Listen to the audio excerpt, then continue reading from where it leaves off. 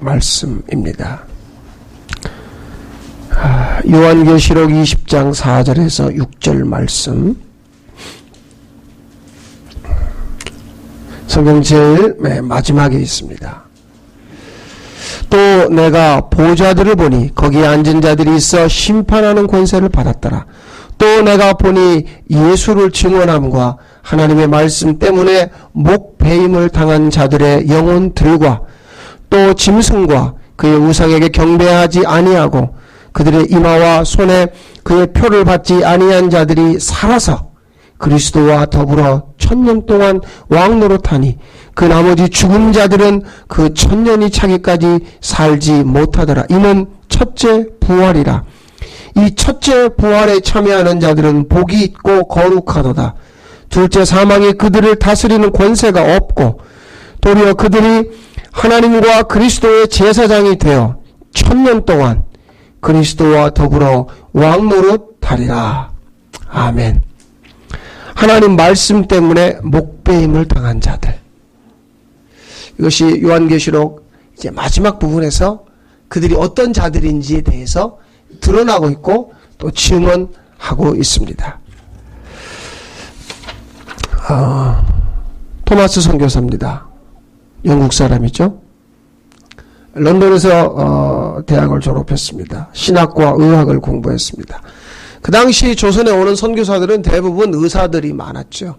설령 의사가 아니더라도 최소한 1년 반에서 2년 가까이 의학을 공부하고 들어왔습니다. 이 사람이 24살 되던 해에 굉장한 일들이 많았어요. 그해 5월 달에 지금 사진에 나와 있는 캐롤라인이라는 여자와 결혼을 했습니다. 24살 5월에. 6월에는 대학을 졸업해서 목사 안수를 받았고 7월에는 그가 그토록 원하던 선교사로 파송을 받았습니다. 그의 첫 번째 선교지는 중국이었습니다. 배를 타고 상하이로 갔죠. 그곳에는 이미 미국에 또 여러 나라의 선교사들이 와 있었습니다. 이 부부는 상하이에 와서 얼마나 기뻤는지 몰라요. 오전에는 상하이 방언을 배우고 점심 먹고 오후에는 광동 방언을 배우고 중국어를 배우는 거예요. 그리고 중국 선교를 해야 되니까 쪼락말을 타고 다녀야 되니까 말 타는 것도 배우고 저녁에는 모여가지고 예배를 드리고 기도회를 하고 얼마나 가슴이 불어올랐는지 몰라요. 더군다나 얼마 지나서 캐롤라인이 임신을 했어요. 토마스는 너무너무 기뻤어요. 임신한 아내를 잠깐 두고 선교 정탐차 토마스는 다른 지역으로 잠깐 갑니다.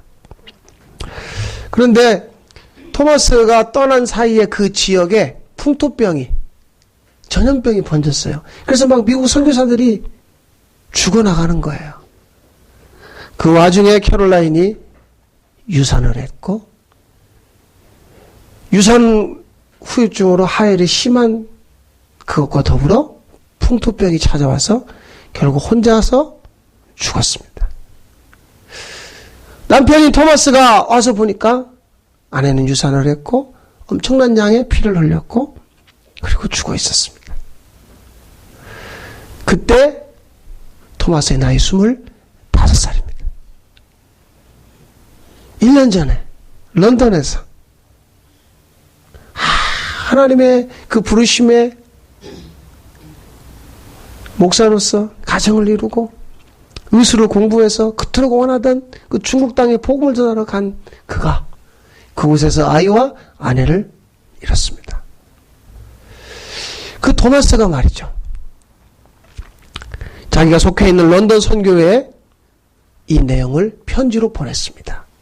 그런데 그 편지를 쓰는 마지막에 이런 내용을 썼어요. 아내가 평안히 하나님의 곁으로 가매 감사합니다. 그런데 이 아내가 말이에요. 죽기 직전에 눈을 확 뜨더니 남편을 보고 여보, 하나님은 나에게 너무너무 존귀한 분이야. 내가 하나님을 믿게 된 것이 너무너무 감사해요. 그리고 죽었다는 내용을 썼어요. 그런 내용을 쭉 써내려가던 토마스가 마지막에 욥기 1장 21절로 마무리합니다. 이르되 내가 모태에서 알몸으로 나왔사온즉 또한 알몸이 그리로 돌아가올지라 주신 이도 여호와시요 거두신 이도 여호와시오니 여호와의 이름이 찬송을 받으실지니라.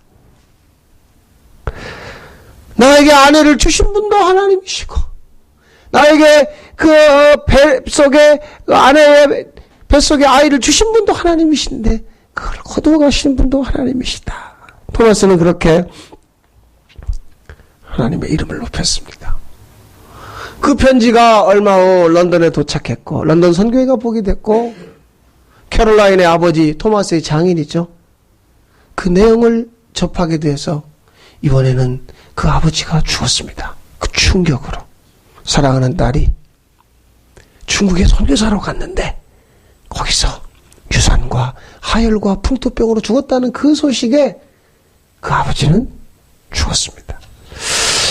결국에 토마스는 모든 걸 다 잃어버렸어요. 뭐 아내도 아이도 자기도 죽어버리고 그래서 중국 선교를 정리를 했죠. 어떻게 해야 되나? 그렇게 세월을 보내고 있던 그에게 하나님은 조선이란 땅을 소개해 줬어요. 그래서 토마스는 중국의 사역을 정리하고 조선으로 오기를 원했습니다. 그래서 조선의 서해안에 와서 조선말을 배우기도 하고 내가 이 조선 사람들에게 성경을 좀 전해줘야 되겠다. 그럼 다시 이 조선을 품고 살기 시작했어요. 그리고 그 이듬해에 그의 나이 27되던 그 해에 미국 상선 제너럴 셔먼호를 타고 서해안을 거쳐서 대동강을 따라서 평양에 들어옵니다. 그런데 이 미국 상선이 조선 사람들에게 총을 쏘고 무력을 사용하니까 조선의 병사들이 그 배를 불질러 버렸죠. 그래서 그 배에 있는 사람들을 다 죽이고 이 토마스도 붙잡히게 된 거예요. 토마스가 대동강변에 내려서 사람들에게 성경책을 던져주기 시작합니다. 야소 믿어야 된다. 토마스는 대동강변에서 박충곤과 최칠량이라는 이 포졸들에 의해서 목이 잘려서 죽습니다. 그의 나이 27살. 한국 나이입니다.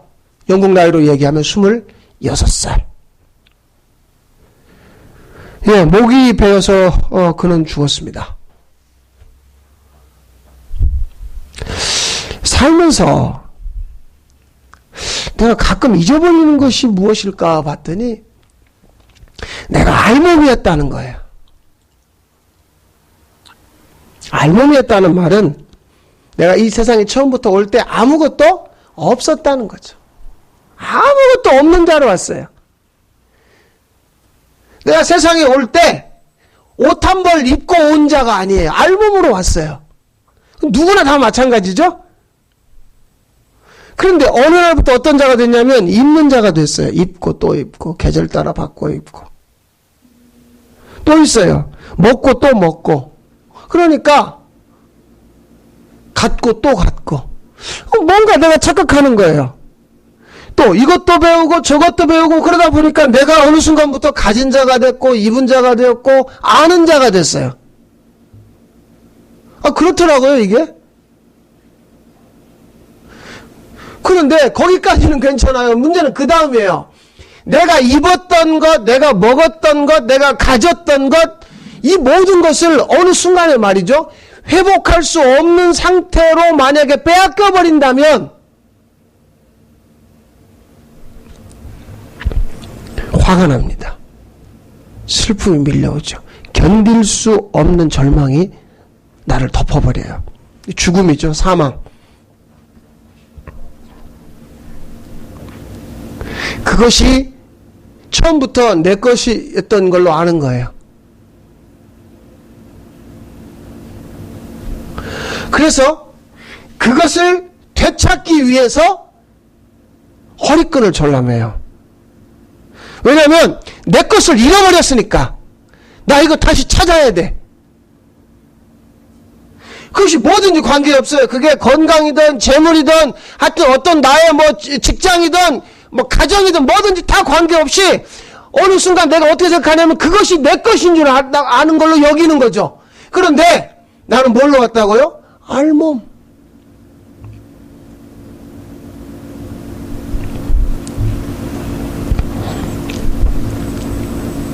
그래서 그것을 빼앗기면 견디질 못해요. 교회도 보세요. 이 교회라고 하는 데가 꾸준하게 어떤 자리를 만들어 놔요. 주방, 재정, 교회학교, 찬양대, 그것만 하면 좋은데 거기에 어떤 장을 세워놔요. 그래서 그 자리를 하는 동안은 내가 그 부서의 부서장이 되고 내가 어떤 책임자가 되면 즐겁게 합니다. 열심히 합니다. 그런데 만약에 그 자리가 다른 사람의 자리로 바꿔지면 견디질 못하는 거예요. 빼앗겼다고 생각하는 거죠. 그것을 자기의 자리로 여겼단 말이에요. 더 설명하지 않겠어요. 여러분이 무슨 말인지 알아들으니까.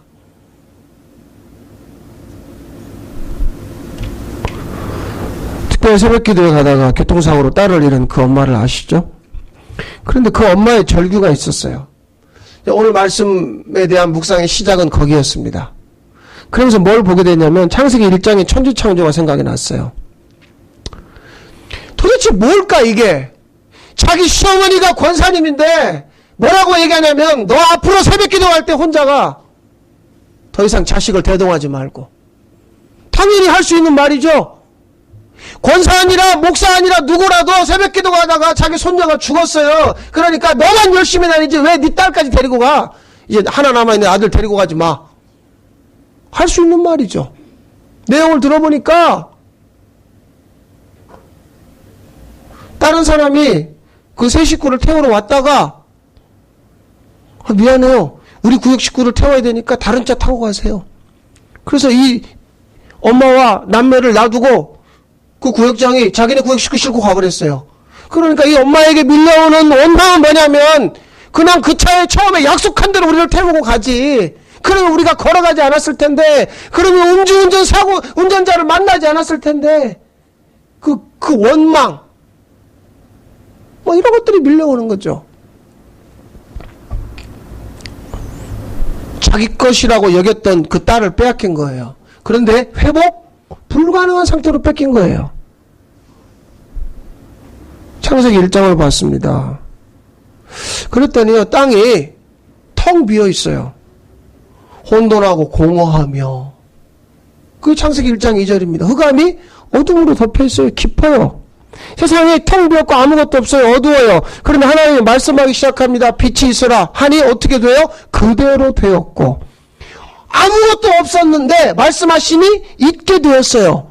그러면서 3절, 4절, 5절, 6절 시간이 갈 때마다 말씀하시니 그대로 되고 말씀하시니 그대로 되고예요.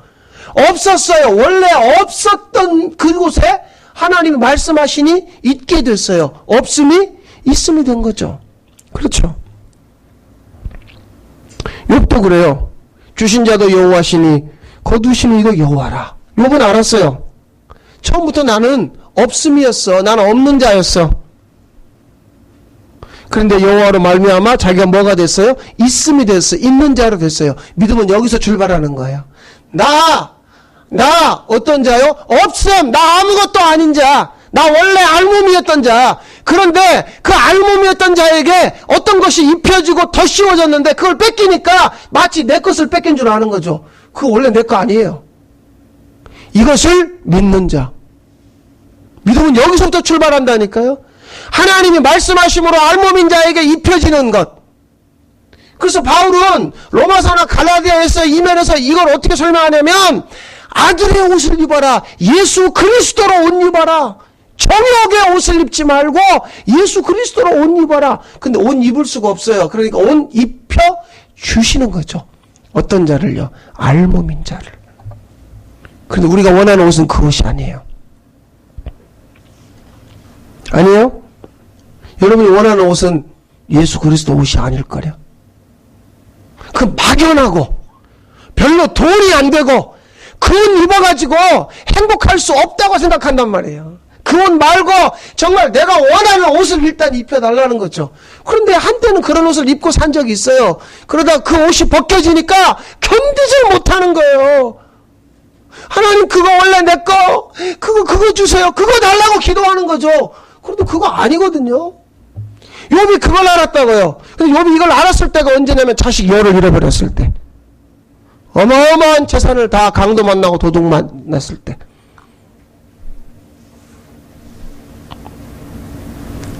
나 원래 알몸이었는데 하나님이 입혀줘서 먹여줘서 이만큼 살았다.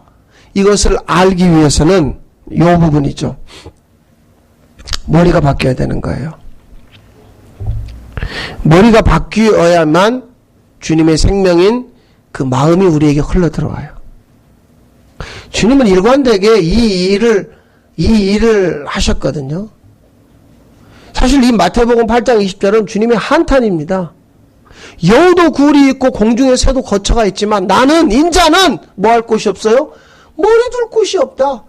그러면 이 말씀이 예수님은 그러면 집 한 칸이 없었다 이런 의미가 아니라니까요. 이건 그런 의미가 아니에요. 정말 세상에서 예수님을 머리로 모시고 살려고 하는 자가 없단 말이에요. 이거 되려면 예수님을 자기 머리로 삼으려면 어떻게 돼요? 내 머리 잘라야 돼요. 머리 2개 달린 상태로는 불가능합니다. 너희가 하나님의 잔과 귀신의 잔, 예수님 자신이 말씀하는 거에 하나님과 재물을 겸하여 섬길 수 없다. 그럼 하나는 어떻게 돼요? 잘라내야죠. 하나는 잘라내야 돼요. 이것이 대가지불이죠. 엄청난 고통이죠. 그런데 그거 죽은 거 잘라내는 거예요. 죽은 가지 잘라내야죠. 거기서는 아무 일이 일어나질 않아요. 안타까운 얘기지만 우리가 잃어버린 것을 되찾으려고 우리는 애를 쓰지 내 머리 잘라내지 못하는 거죠. 그런 의미에서 이 말씀은 주님의 한탄이에요. 난 머리 둘 곳이 없어. 누구 하나 주님 내 머리가 되어주십시오. 나 주님으로 살고 싶습니다. 이렇게 말하는 자가 없다는 거예요. 없어요. 왜냐하면 자기 머리 잘라내면은 고통스러우니까. 그래서 우리의 일상은 늘 기형이죠. 머리 2개 달렸거나 아니면 그 죽은 내 머리 붙들고 그냥 근근히 살아가는 거죠. 그래서 우리 일상에서 하나님에 대한 반응이 하나님을 사랑함이 아니에요. 서로 사랑함도 아니에요. 이것이 참 아쉬운 거죠. 우리가 자식을 사랑함으로 사는 것처럼 보이지만 실제로는 하나님을 사랑함으로 살게 되는 것이죠. 아이들이 공부를 합니다. 원하는 대학에 가기 위해서, 원하는 직장을 얻기 위해서 그렇게 보이지만 실제로는 하나님을 사랑함으로 공부하는 거죠. 그래서 고된 일터에서 처자식을 먹여 살리기 위해서 일하는 것으로 보이지만 실제로 그들과 내가 뒤섞여서 살아가는 것은 실제로는 하나님을 사랑함으로 그 일이 내게 주어진 거예요. 고된 일. 하나님을 경외함으로 내가 이 힘들고 어려운 시간을 보내는 과정 속에 있는 거죠.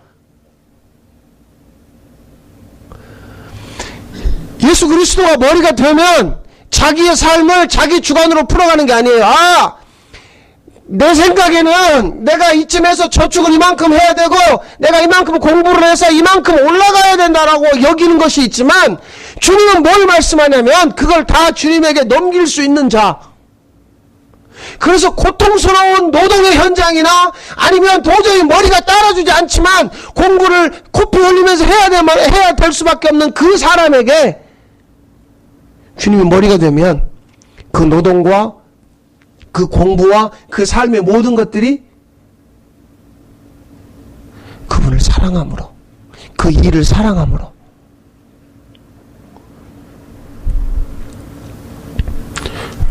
그것이 구원받은 자죠. 자기 마음대로 살기 원하는 자들이 자기 머리를 잘라내버리는 거예요. 주님을 머리로 모시기 위해서.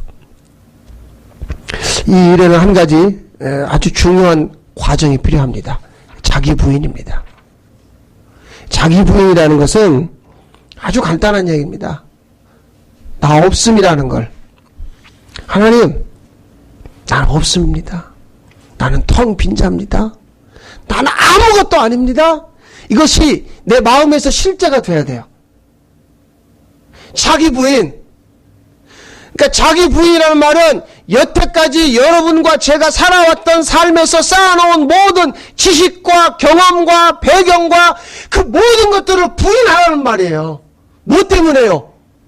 예수 그리스도 때문에. 그러니까 그분이 내 머리가 되기 위해서는 이 일이 선행돼야 된다니까요. 그러니까 누구 만나면 뭐부터 얘기하는지 보세요. 나에 대해서 뭐부터 상담하게 설명하는지. 나 이렇게 살아온 자입니다. 나 이런 직업이 있습니다. 나 이런 학교 나왔습니다. 나 이런 집에 삽니다. 이걸로 자기를 증명해 보이려고 하는 그것을 부인하란 말이에요. 나 아무것도 아닙니다. 어디로 돌아가는 거예요? 알몸으로. 알몸으로 돌아가면 하나님이 그 사람 그 알몸을 덮여준다니까요. 아니 창세기에 보세요. 아담과 하와가 그거 따먹었어요. 먹지 말라는 거. 선악과 따먹어놓고 자기들 멋대로 옷을 지어 입습니다. 그런데 그거 입어서는 치부가 가려지지 않으니까 하나님 어떻게 해요? 가죽 옷을 지어서 입혀주잖아요. 알몸으로 돌아가는 게 자기 부인이라고요. 우리 모두는 어떤 근성이 있냐면 자기가 배운 것, 자기가 아는 것, 자기가 가진 것을 사람에게 말해주고 싶고 드러내요. 그걸로 자기를 증명하려고 한단 말이에요. 증명해 보이고 싶은 거예요. 내가 살아온 인생이 헛되지 않습니다. 그래서 요즘 같은 선거철이 되면 사람들이 제일 많이 하는 짓이 책을 내는 거예요. 자서전 내는 거예요. 그 사람들 불러다 모아놓고 책 주면서 나 이런 사람이니까 찍어달라는 거예요. 그 사람들 마음 모르겠어요? 여러분 저는 알 수 있어요. 내가 그 짓 해봤으니까. 나를 증명해내기 위해서 내가 쓴 책 첫 페이지에 내 사진을 집어넣고 내가 어떤 사람인지를 거기다 집어넣어놨어요. 뭘로 나를 설명할 수 있을까? 그래서 나를 증명해낼 수 있는 내용을 요약해서 쭉 집어넣어놨어요. 그것을 부인하라고요. 어려운 일이죠. 머리를 자른다는 게 단순히 머리카락을 자르는 수준이 아니라 내 목을 친다는 거예요. 내 목을 치면 내가 가지고 있는 모든 것이 잘려나갑니다. 나 가짜였습니다. 나는 죽은 자입니다. 이게 자기 부인이죠. 알몸으로 돌아가는 거예요. 오늘 본문 보세요. 그런 사람들은 4절에 보면 일상에서 예수님을 증언했고 하나님 말씀 때문에 목베임을 당했다는 거예요. 예? 하나님 말씀 때문에 목베임을 당했다는 거예요. 자기를 부인하는 자들이죠. 알몸으로 돌아가는 자들이에요. 왜냐하면 이 사람들은 자기가 처음부터 없음이었는데 있음이 됐다는 걸 믿었기 때문에 내 머리 잘려서 죽는 것을 당연하게 여기죠. 어떻게 이게 가능할까요? 말씀 때문에 목베임을 당했다. 이 말은 그 말씀 속에 감추어져 있던 복음의 비밀을 그들이 알게 됐다는 거예요. 감추어진 복음의 비밀을 하나님이 그들에게 알게 하셨다는 거죠. 그럼 복음의 비밀이 뭘까요? 허락받은 복음의 비밀. 자, 창세기 3장 15절인데요. 이 말씀을 공동 번역으로 보면 이렇게 되어 있어요. 나는 너를 여자와 뱀을 말하는 거예요. 마귀보고 너와 여자와 원수가 되게 하리라. 내 후손을 여자의 후손과 원수가 되게 하리라. 너는 그 여자의 후손에 어디를 물어요? 발꿈치를 물려고 하다가 도리어 그 여자의 후손에게 뭘 밟혀요? 머리를 밟히리라. 자, 여기 지금 복음에 아주 비밀이 감추어져 있어요. 우리가 지금 가지고 있는 개역성경에는 너는 여자의 후손의 발꿈치를 상하게 할 것이로 되어 있지만 상하게 물려고 하다가예요. 하다가. 넌 도저히 여자의 후손 예수 그리스도를 물 수 없어. 물려고 하다가 너는 네 머리를 밟힐 거야. 그러면 마귀란 놈은 이미 주님에게 머리를 밟힌 자예요. 그러면 복음의 비밀이 뭐예요? 여자의 후손이 예수님만 여자의 후손이에요? 누구도. 나도 여자의 후손이란 말이에요. 이 복음의 비밀을 받은 자는 아, 나도 여자의 후손이구나. 나도 마귀를 밟았구나. 내가 그에게 나의 머리를 내줄 수 없고 나의 발꿈치를 내줄 수 없는 자구나. 이미 이긴 자구나. 그것이 믿어지니까 하나님 말씀에 자기 목을 내놓는 거죠. 사람이 핍박해서 그 사람의 목을 잘라낸다 하여도 결코 너희들은 내 목을 자를 수 없어. 내 머리를 상하게 할 수 없어. 이 비밀 말이에요. 우리도 주님과 함께 이미 마귀를 밟은 자로 사는 거죠.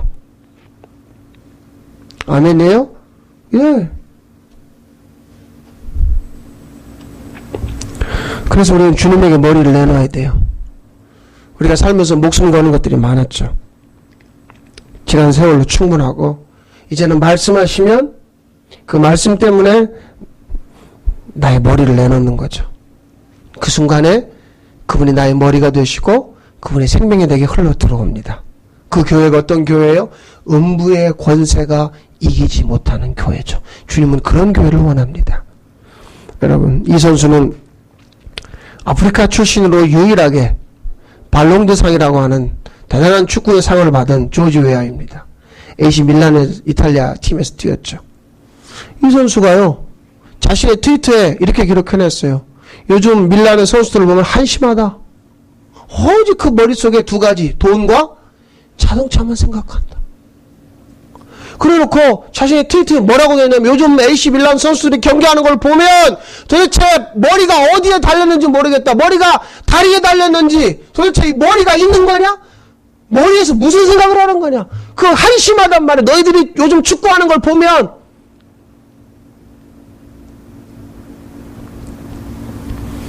이 사람은 아프리카 출신 흑인이었지만 자기는 축구하는 게 너무 좋았고 축구를 사랑했어요.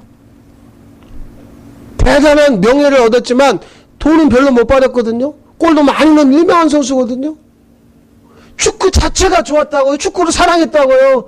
그런데 그 당시 자기가 자기보다 훨씬 수준이 떨어지고 실력도 없고 골도 못 넣는 애들이 머릿속에 온통 돈 생각, 자동차 생각. 그 경기 끝나면 언론이 자기를 어떻게 촬영해서 어떻게 인터뷰하면 그것만 생각한다는 거예요. 멋진 자동차를 타고요. 많은 돈을 그 머릿속에 그것밖에 없다는 거죠. 그러면서 그 한탄하는 글을 올려놨어요. 이런 얘기를 하는 거죠. 머리가 어디에 달렸는지 모르겠다. 여러분, 머리는 어디에 달렸습니까? 여러분, 누구를 머리로 하고 사십니까? 기도하십시다. 사랑하는 아버지, 우리의 머리가 되어주시기 위해